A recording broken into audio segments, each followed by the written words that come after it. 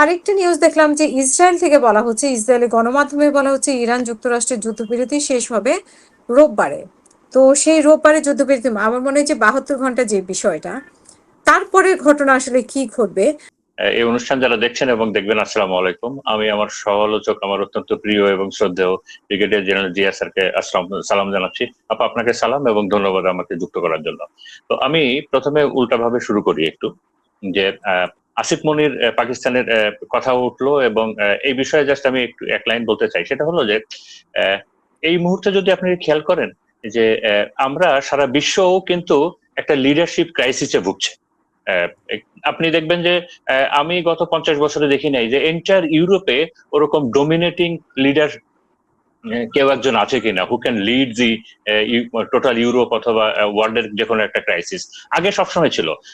গত 30 বছরে জার্মানির চ্যান্সেলর যেই ছিলেন না কেন, মানে তার একটা ক্রেডিবিলিটি ছিল, এরকম দুর্বল ছিল না। তো কেন আমি বলছি যে এই মুহূর্তে পাকিস্তান এবং তার থেকে বেশি পাকিস্তানের যে সেনা প্রধান আসিম মনির, আমরা স্বীকার করি বা না করি, এই মুহূর্তে ওয়ার্ল্ড পার্সোনালিটি যারা আছে তাদের ভিতরে he is one of the best এবং মোস্ট ক্রেডিবল একটা পার্সোনালিটি। এবং তিনি একমাত্র ব্যক্তি অথবা দেশ যার সাথে ট্রাম্পের সুসম্পর্ক আছে, তেহরানের সুসম্পর্ক আছে, চায়নার ভালো সম্পর্ক আছে এবং রাশিয়ার ভালো সম্পর্ক আছে।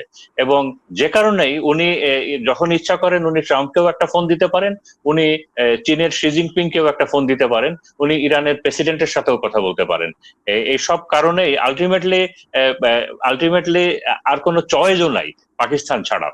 কারণ যেটা হলো, ইরানের সাথে আমেরিকার কোনো ডিপ্লোম্যাটিক সম্পর্ক অনেক দিন যাবত নাই। অনেক দিন যাবত এই দুই দেশের কোনো ডিপ্লোম্যাটিক সম্পর্ক নাই। তো আমেরিকা হিমসেলফ, আমেরিকা ইটসেলফ হলো একটা মিডিয়া খুঁজছিল, যে একটা ভালো মিডিয়া।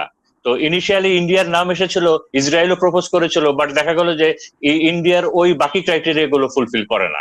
তো আলটিমেটলি সেখানে পাকিস্তান এবং বিশেষ করে আসিম মনির, মানে হি বিকামস দি কি ফ্যাক্টর এবং দি অনলি কি ফ্যাক্টর এখন।